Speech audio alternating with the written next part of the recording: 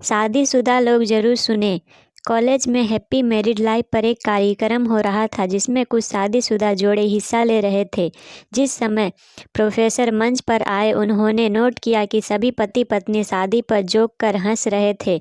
ये देखकर प्रोफेसर ने कहा कि चलो पहले एक गेम खेलते हैं, उसके बाद अपने विषय पर बातें करेंगे।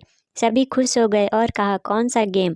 प्रोफेसर ने एक मैरिड लड़की को खड़ा किया और कहा कि तुम ब्लैक बोर्ड पे ऐसे 25 से 30 लोगों के नाम लिखो जो तुम्हें सबसे अधिक प्यारे हों। लड़की ने पहले अपने परिवार के लोगों का नाम लिखे, फिर अपने सगे संबंधी, दोस्तों, पड़ोसी और सहकर्मियों के नाम लिख दिए।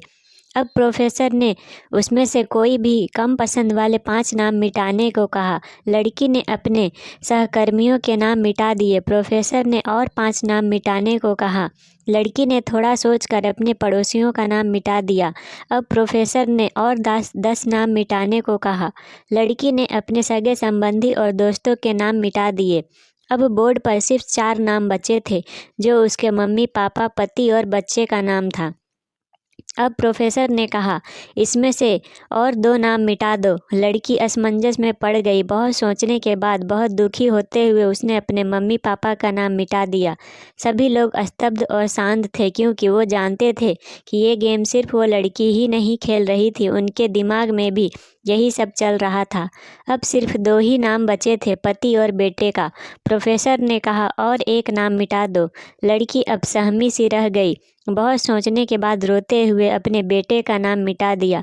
प्रोफेसर ने उस लड़की से कहा, तुम अपनी जगह पर जाकर बैठ जाओ, और सभी की तरफ गौर से देखा और पूछा, क्या कोई बता सकता है कि ऐसा क्यों हुआ कि सिर्फ पति का नाम बोर्ड पर रह गया? कोई जवाब नहीं दे पाया। सभी मुंह लटकाकर बैठे थे।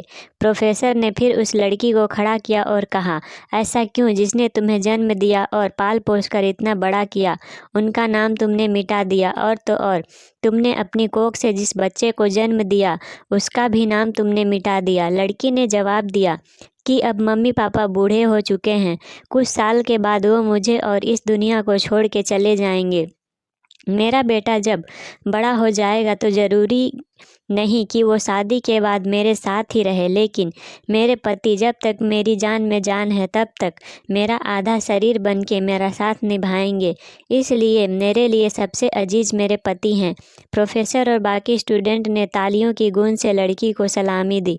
प्रोफेसर ने कहा, तुमने बिल्कुल सही कहा कि तुम और सभी के बिना रह सकती हो, पर अपने आधे अंग अर्थात अपने पति के बिना नहीं रह सकती।